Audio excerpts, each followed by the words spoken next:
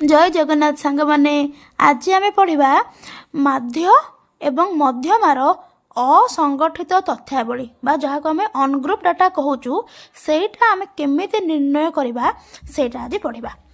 तो प्रथम जानिबा मध्यमान बा माध्यर अश्रेणीबद्ध तथ्यर निर्णय करिवार सूत्रटी कौन। सूत्रटी है कौन ना एम समान sigma X by N. M कहले कौन बुझा एम कहले तुमने जानिच माध्य बोली ता सहित आम जब देखा एक्स टी कौन एक्स हूँ पृथक पृथक लब्धांक सिग्मा माने हला समष्टि एन हला वितरण अंतर्गत समुदाय लब्धांक संख्या। ठीक अच्छे तो यहीटा है माध्यर अनग्रुप डाटार फर्मूला लब्धांक गुड़िकर समष्टि डिवाइड बाय लब्धांकर संख्या। गोटे एग्जांपल नहीं कि देखिबा आमे केमती निर्णय करबा।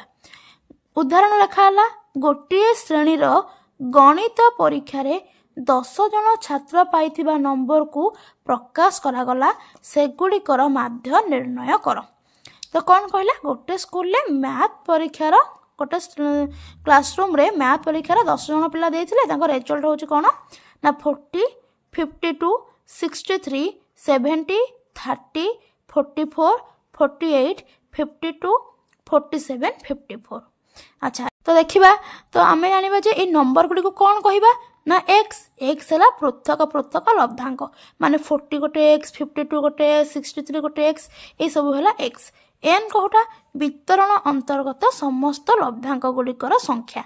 तो आम प्रथम देखा कौन ना आमर एक्स कौटा जानिबा। तो प्रथम एक्स आम जानीगले ये गोटे ये सब नंबर हूँ गोटे गोटे एक्स। एन कौटा ना टोटाल केतोटी नंबर अच्छी। ठीक अच्छे तो प्रथम बाहर करवा सिग्मा एक्स तापर एन।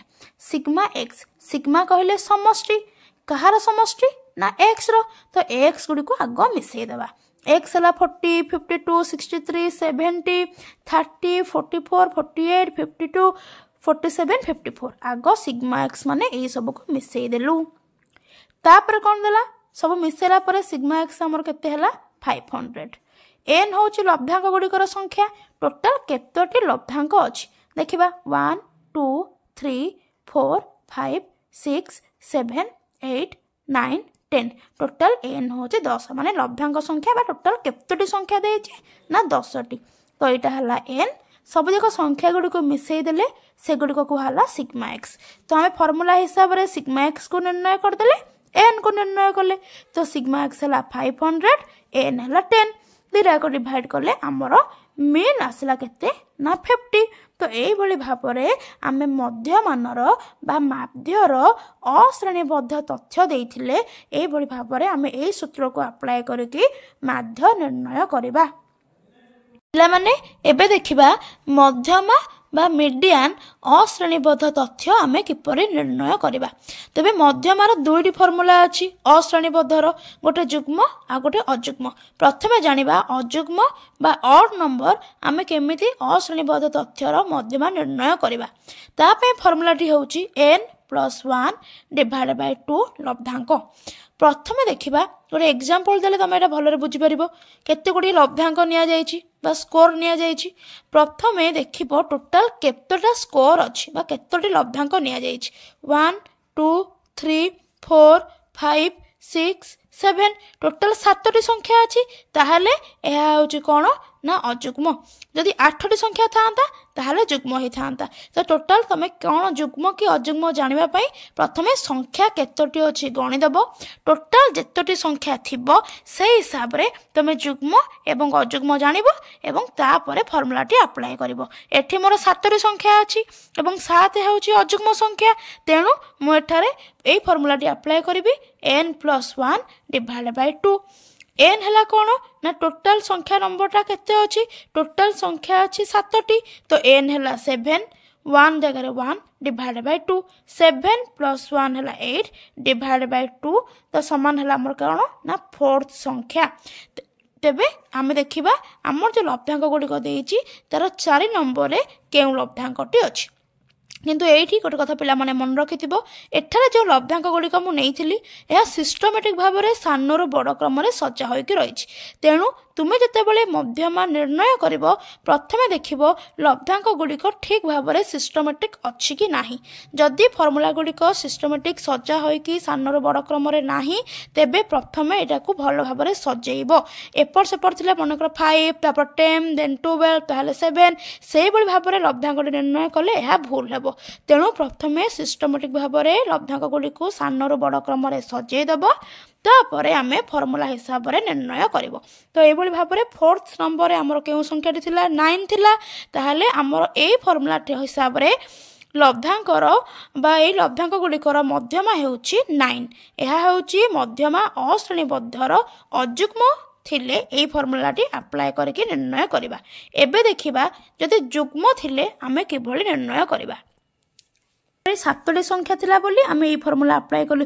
ଯଦି 8ଟି ସଂଖ୍ୟା ଥିବ ତେବେ ଆମେ କ'ଣ ଫର୍ମୁଲା ଆପ୍ଲାଏ କରିବା ନା n/2 ଲବ୍ଧାଙ୍କ ପ୍ଲସ୍ n/2 ପ୍ଲସ୍ 1 ଲବ୍ଧାଙ୍କ ଡିଭାଇଡ୍ ବାଇ 2। ଆସ ଗୋଟେ ଏକ୍ଜାମ୍ପଲ୍ ନେଇକି ବୁଝେଇ ଦେଉଛି। ଓ ଏକ୍ଜାମ୍ପଲ୍ ଦିଆହେଲା କ'ଣ ନା କେତେ ଗୁଡ଼ିଏ ଲବ୍ଧାଙ୍କ ଦିଆଗଲା, ଏଇ ଲବ୍ଧାଙ୍କ ଗୁଡ଼ିକର ମଧ୍ୟମା କେତେ। ପ୍ରଥମେ ସଂଖ୍ୟା ଗୁଡ଼ିକୁ ସାନରୁ ବଡ଼ କ୍ରମରେ ସଜେଇ ଦେବା। ଦେଖ ସଜା ହୋଇଛି। ଦେନ୍ ଦେଖିବ ଟୋଟାଲ୍ କେତୋଟି ସଂଖ୍ୟା ଅଛି 1 2 3 4 5 6 7 8 9 10 ଟୋଟାଲ୍ 10ଟି ସଂଖ୍ୟା ରହିଛି। ଆମ ଟୋଟାଲ୍ n ହେଲା କେତେ 10। ତ ଫର୍ମୁଲା ହିସାବରେ n ହେଲା 10 ଡିଭାଇଡ୍ ବାଇ 2 ଲବ୍ଧାଙ୍କ ପ୍ଲସ୍ 10/2 ପ୍ଲସ୍ 1 ଲବ୍ଧାଙ୍କ ଡିଭାଇଡ୍ ବାଇ 2। 2କୁ 10 ଡିଭାଇଡ୍ କଲେ ହେଲା 5, ଏପରେ 2କୁ 10 ଡିଭାଇଡ୍ କଲେ ହେଲା 5 ଲବ୍ଧାଙ୍କ ବା 5th ଲବ୍ଧାଙ୍କ ପ୍ଲସ୍ 5 ପ୍ଲସ୍ 1 ହେଲା 6 ଲବ୍ଧାଙ୍କ ଡିଭାଇଡ୍ ବାଇ 2। ତାମାନେ ପଞ୍ଚମ ସ୍ଥାନରେ ଯେଉଁ ଲବ୍ଧାଙ୍କ ଅଛି ଆଉ ଷଷ୍ଠ ସ୍ଥାନରେ ଯେଉଁ ଲବ୍ଧାଙ୍କ ଅଛି ଦୁଇଟିକୁ ମିଶାଇକି 2ରେ ଭାଗ କଲେ ଆମେ ଲବ୍ଧାଙ୍କର ମଧ୍ୟମା ନିର୍ଣ୍ଣୟ କରିପାରିବା। ପଞ୍ଚମ ସ୍ଥାନରେ କିଏ ଅଛି ଦେଖିବା 1 2 3 4 5। ପଞ୍ଚମ ସ୍ଥାନରେ ଲବ୍ଧାଙ୍କ ହେଉଛି 20, ଷଷ୍ଠ ସ୍ଥାନର ଲବ୍ଧାଙ୍କ ହେଉଛି 25। ତ ପଞ୍ଚମ ସ୍ଥାନ ଲବ୍ଧାଙ୍କରେ 20 ପ୍ଲସ୍ ଷଷ୍ଠ ସ୍ଥାନ ଲବ୍ଧାଙ୍କର 25 ଦୁଇଟାକ ମିଶାଇକି ଡିଭାଇଡ୍ ବାଇ 2 କରିବା। 20ରେ 25 ମିଶାଇଲେ ହେଲା 45 ଡିଭାଇଡ୍ ବାଇ 2। 45ରେ 2କୁ ଡିଭାଇଡ୍ କଲେ ଆମର ମଧ୍ୟମା ଆସିଲା 22.5। ଏହି ଫର୍ମୁଲାଟି କେତେବେଳେ ଆପ୍ଲାଏ କରିବା ଯେତେବେଳେ ଯୁଗ୍ମ ଥିବ। n ଯୁଗ୍ମ ଥିଲାବେଳେ ଆମେ ଏହି ଫର୍ମୁଲା ଆପ୍ଲାଏ କରିବା ଏବଂ n ଅଯୁଗ୍ମ ଥିଲେ ଆମେ n ପ୍ଲସ୍ 1 ଡିଭାଇଡ୍ ବାଇ 2 କରିବା। ତ ଏଇଭଳି ଭାବରେ ଆମେ ମଧ୍ୟମାର ଅଶ୍ରେଣୀବଦ୍ଧ ତଥ୍ୟକୁ ନିର୍ଣ୍ଣୟ କରିବା। ପିଲାମାନେ ଆଜିର ଏ ତୁମେମାନେ ଯଦି ଆଜିର ଭିଡ଼ିଓଟିକୁ ଭଲ ଭାବରେ ବୁଝିପାରିଲ ତେବେ ମୋ ଚ୍ୟାନେଲଟିକୁ ସବସ୍କ୍ରାଇବ୍ କରିଦେବ ଏବଂ ଲାଇକ୍ ସେୟାର କରିବାକୁ ଭୁଲିବନି। ଏବଂ କ'ଣ ତୁମମାନଙ୍କୁ ଅସୁବିଧା ହେଲା, କ'ଣଟା ଭଲରେ ବୁଝିପାରିଲ ଏବଂ ଆଗକୁ କ'ଣ ତୁମମାନଙ୍କୁ କେଉଁ ଟପିକ୍ ଉପରେ ଭିଡ଼ିଓ ଦରକାର ମୋତେ କମେଣ୍ଟ ମାଧ୍ୟମରେ ଜଣାଇବ। Thank you.